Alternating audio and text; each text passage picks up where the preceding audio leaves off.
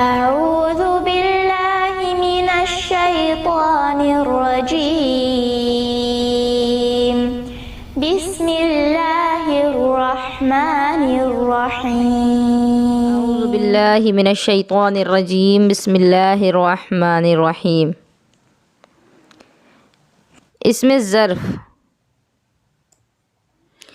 ظرف وہ اسم ہے جو کسی کام کی جگہ یا وقت بتائے، جیسے منصرن مدد کرنے کی جگہ یا وقت، مضربن مارنے کی جگہ یا وقت۔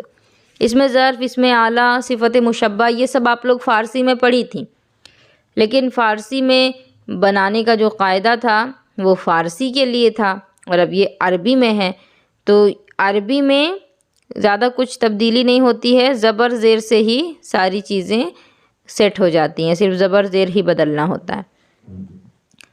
تو اسم ظرف وہ اسم ہے جو کسی کام کی جگہ یا وقت کو بتائے، جیسے منصرن، صاد پر زبر آ گیا ہے تو سمجھ جائیں گی کہ یہ کیا ہے، آپ کا اسم ظرف بن گیا ہے۔ منصرن مدد کرنے کی جگہ یا وقت، مضربن مارنے کی جگہ یا وقت۔ اس کے دو وزن ہیں، مفعل اور مفعل۔ دیکھیں منصر اور مضرب دو مثالیں دی گئی تھیں، تو اس میں ظرف کے دو وزن ہیں، یعنی مفعل اور مفعل، عین پر زبر اور عین پر زیر۔ اس طرح کا کوئی آپ لفظ دیکھ لیں تو سمجھ جائیے کہ یہ اسم ظرف ہے۔ مفعل اس مضارع سے جس کے عین پر ضمہ یا فتح ہوتا ہے، اس مضارع سے جس کے عین کلمہ پر ضمہ یا فتح ہوتا ہے، یعنی فعل مضارع کے عین کلمہ پر جب پیش ہوتا ہے، جیسے نصر ینصرو، تو یہ نصر ینصرو میں جو عین کلمہ ہے اس پر پیش ہوا ینصرو، ٹھیک ہے نا، صاد پر پیش ہوا، تو اب جس کے عین کلمہ پر پیش ہوتا ہے اس کے لیے جب بنائیں گے ہم اسم ظرف تو عین پر زبر دے دیں گے، اور زیر کب دیں گے؟ اس مضارع سے جس کے عین کلمہ پر کسرہ ہو، ٹھیک ہے، جب زیر ہے تو زیر ہی رہے گا، جیسے ضربہ یضرب ہوتا ہے، یضربو عین کلمہ پر زیر ہے، تو جب اس کا ظرف بنائیں گے تو عین پر زیر ہی رہے گا، مضرب۔ یہ جو میم ہے یہ علامت اسم ظرف اس میں لگا دی جائے گی، علامت مضارع کو ہٹا کر کے، اور جس میں عین کلمہ پر پیش ہوگا تو اس کے عین کلمہ کو زبر لگا دیں گے، اور جس کے عین کلمہ پر زیر تھا تو وہ زیر ہی رہے گا۔ ضمہ یا فتحہ دونوں یہاں پر ہے کہ جس میں ضمہ یا فتحہ ہو یعنی زبر اور پیش ہو تو پھر اس پر زبر آ جائے گا، اور جس پر زیر تھا تو زیر ہی رہے گا۔ اب بنانے کا قاعدہ کیا ہے؟ سہ حرفی ماضی کے مضارع واحد مذکر غائب کے صیغے سے علامت مضارع دور کر کے میم مفتوح شروع میں بڑھاؤ۔ سہ حرفی کا معنی تین حرف والے ماضی کے، جیسے نصر، ضرب، یہ تین حرف کے ہیں اور ماضی ہیں، تو ان کا جو مضارع بنے گا تو نصر کا بن گیا ینصرو، ضرب کا بن گیا یضربو، تو تین حرف والے ماضی کو پہلے مضارع میں بدلنا ہے، اور مضارع کا جو واحد غائب کا صیغہ ہوگا اس صیغے سے علامت مضارع کو دور کر دیا جائے گا۔ علامت مضارع واحد غائب میں یا ہوتی ہے، یا کو ہٹا دیں گے اور میم مفتوح شروع میں بڑھائیں گے، شروع سے علامت مضارع کو ہٹا کر کے میم پر زبر لگا کر کے ایڈ کر دیا جائے گا، اور عین کلمہ مضموم اور مفتوح ہو، عین کلمہ مضموم ہو تو مفتوح کر دو، ورنہ اپنی حالت پر رہنے دو، یعنی عین پر اگر پیش ہے تو اس کو کیا کر دیں گے؟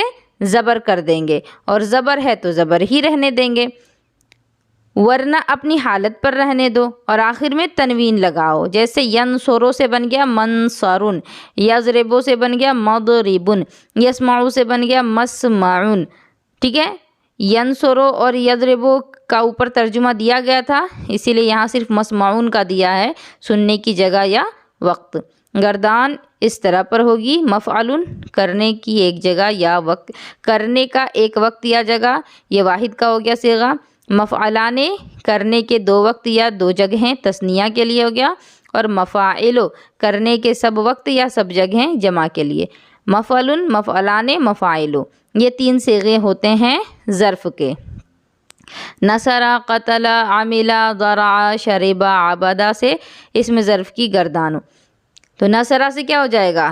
منصرن منصرانے مناصرو، قتلہ سے مقتلن مقتلانی مقاتلو۔ اسی طرح عاملہ سے یہاں عین کلمہ پر کسرہ ہے تو ہم لوگوں کو یہاں کسرہ لگانا ہوگا، مفعلن مفعلانی مفاعلو۔ زرعہ سے مزرعن مزرعانی مزارعو، اسی طرح سے یہ سب کی گردان کریں گی اور ترجمہ اور صیغہ لکھیں گی۔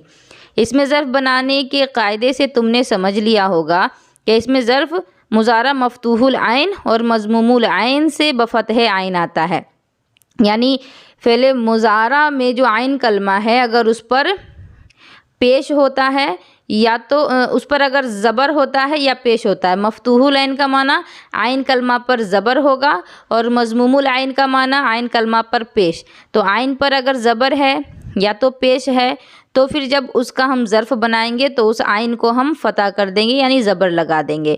اور مضارع مکسور العین یعنی مضارع کے عین کلمہ پر اگر زیر تھا تو بکسر عین آتا ہے، یعنی عین پر زیر ہی رہنے دیں گے، کچھ بھی نہیں بدلیں گے۔ لیکن بعض مضارع مضموم العین سے خلاف قیاس مکسور العین آئے ہیں، لیکن کچھ کنڈیشن ایسی ہے کہ جس میں مضارع کا عین کلمہ جس پر پیش تھا اس پر کبھی کبھی بنا کسی قاعدے کے بنا کسی قیاس کے عین پر جب اس کو ظرف بنایا گیا تو زیر لگا دیا گیا۔ یہ خلاف قیاس ہے، یعنی اس کا کوئی قاعدہ قانون نہیں ہے، اہل عرب نے استعمال کیا تھا تو ہم لوگ مجبور ہیں استعمال کر رہے ہیں، کیونکہ عرب کی زبان تھی عربی۔ اب ہم اجمی لوگ اگر عربی پڑھ رہے ہیں تو انہوں نے جیسا استعمال کیا ہے ہماری مجبوری ہے کہ اسی طرح سے پڑھیں۔ تو تفصیل یہ ہے، یعنی کچھ ایسے الفاظ جو ہیں اس کی تفصیل یہاں پر لکھ دی گئی ہے، جیسے مسجدن مشرقن آفتاب نکلنے کی جگہ، مسجد سجدہ کرنے کی جگہ، مغرب یہ آفتاب غروب ہونے کی جگہ، مسقط گرنے کی جگہ، منبت اگنے کی جگہ، مسکن رہنے کی جگہ، مطلع آفتاب طلوع ہونے کی جگہ، مفرق مانگ یعنی جو سر کا جو مانگ ہوتا ہے نا مانگ نکالنے کی جگہ، منسک قربان گاہ یعنی جہاں پر جانور کو قربان کیا جاتا ہے، مجزر مذبح شطر یعنی جہاں پر اونٹ کو ذبح کیا جاتا ہے، اور منخر یعنی نتھنا ناک کا جو نتھنا ہوتا ہے، مرفق کہنی رکھنے کی جگہ۔ تو اس طرح کے یہ چند جو الفاظ ہیں ان کو خلاف قیاس کہیں گے۔ ان کا جو مضارع ہوتا ہے اس پر پیش ہوگا عین کلمہ پر، لیکن اس کے باوجود جب اس میں ظرف بنائی جائے گی تو عین پر ہمیں زیر لگانا ہوگا۔ اسم اعلیٰ وہ اسم ہے جو اس چیز کو بتائے جو کام کا ذریعہ ہو، یعنی جس اوزار کے ذریعے کام کیا جائے، کام کا ذریعہ ہے نا، جس چیز سے ہم کام کر رہے ہیں۔ جیسے ابھی میں پڑھا رہی ہوں آپ لوگوں کو، میرے پاس موبائل ہے، میرے پاس ماؤس ہے، میرے پاس مائک ہے، تو یہ ساری چیزیں پڑھانے کی میرے پاس جو ہیں وہ پڑھانے کا آلہ ہوئیں، پڑھانے کا ذریعہ ہوئیں۔ اس کے 3 وزن ہیں، مفعل جیسے مخیتن سوئی، یہ بس ایک مثال دی گئی ہے۔ مفعل کے وزن پر چاہے جو بھی اسم آ جائے، صرف مخیتن ہی نہیں رہے گا، مخیتن اس کا معنی ہوتا ہے سوئی۔ مفعلتن جیسے مروحتن جیسے پنکھا، مفعال جیسے مفتاحن کنجی۔ تو یہ 3 وزن آتے ہیں اسم اعلیٰ کے، مفعل مفعلتن مفعالن، یہ 3 وزن ہو گئے۔ گردان اس طرح ہوگی، مفعل مفعلتن مفعالن۔ واحد کی ہو گئے یہ تینوں، مفعلان مفعلتان مفعلان، یہ تینوں تثنیہ کے، اور جمع کے صرف 2 ہی آتے ہیں، مفاعلو اور مفاعیلو۔ اب اس کے بنانے کا کیا قاعدہ ہے؟ علامت مضارع کو دور کر کے میم مکسور لگا دو، علامت مضارع کی جگہ پر میم مکسور لگائیں گے علامت مضارع ہٹانے کے بعد، اور عین کلمہ اگر مفتوح نہ ہو تو اس کو مفتوح کر دو۔ عین مضارع کا جو تھا اس پر اگر پیش تھا یا زیر تھا تو اس کو زبر لگا دیں گے، اور زبر ہے تو زبر ہی رہنے دیں گے، اور آخر حرف پر تنوین بڑھا دو، جیسے یضربو سے مضربن مفعلن کے وزن پر۔ دیکھیں یضربو میں یا علامت مضارع اس کو ہٹا کر کے میم مکسور لگایا، میم زیر می، اور اس کے بعد جو عین کلمہ تھا اس پر زیر تھا تو زیر کو ہٹا کر کے زبر لگا دیا، مضربن ہو گیا۔ تو یہ ہو گیا اسم اعلیٰ۔ اس میں ظرف میں مضرب تھا، ہے نا، میم پر زبر تھا، اور اس میں اعلیٰ پر میم پر زیر ہے۔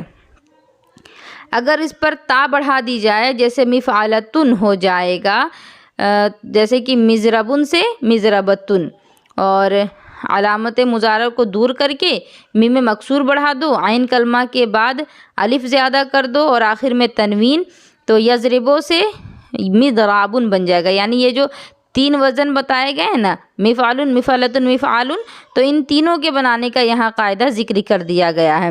اگر ماضی 3 حرفی نہ ہو تو اس میں اعلیٰ کا صیغہ نہیں آئے گا، یعنی فعل ماضی جس کا 3 حرف کا آتا ہو صرف اسی سے اس میں اعلیٰ بنے گا۔ 3 حرف سے زیادہ جس میں فعل ماضی میں حروف ہوں گے اس فعل کا اس میں اعلیٰ نہیں بنے گا، یہاں یہ صاف بتا دیا گیا۔ فتح، ضرب، سمع، قرض، تو یہ سب جو ہے 3 حرف کے ہیں فعل ماضی میں، تو اس سے ہم اس میں اعلیٰ بنا سکتے ہیں۔ قرضہ کا ماضی یقرضو یعنی کاٹنا، ان سب سے اس میں اعلیٰ کی گردان کرنی ہے۔ دیکھیے آپ فتح، ضرب، سمع پڑھ چکی ہیں، اسی لیے ان کا ماضی نہیں لکھا گیا، لیکن قرضہ آپ نہیں پڑھی تھی تو قرضہ کا ماضی یقرضو لکھ دیا گیا۔ اب یقرضو کے وزن پر کیسے بنے گا؟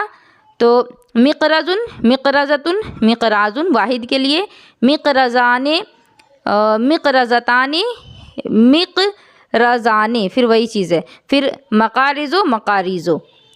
اسی طریقے سے یہ جو حروف، یہ جو الفاظ ہیں فتح، ضرب، سمع، سب سے گردان کرنی ہے۔